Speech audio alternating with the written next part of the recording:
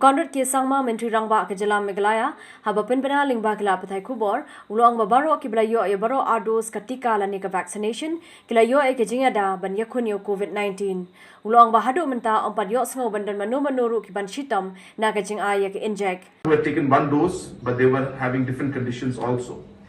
But those people who have taken both the doses have clearly been protected, and there has been no symptoms or no kind of adverse effects of the vaccination on anybody in the state till date. Ulai thu ruba ka jala menta ka biang ki dawai vaccine ba tang ka khatwai terek menta banai lala ban ay kumba phra hajar ki briu kumtau khmilanti ba kani kan kiu hagisngi ki banwan. We are getting good response. We have now enough stocks. The government of India's policy has changed now from 45 plus to 18 plus to now a simple category of all 18 plus. So therefore today this program started. We got a very good response, and as of now till about 3 o'clock in the afternoon we had almost close to 8,000 shots that were given today in a single day.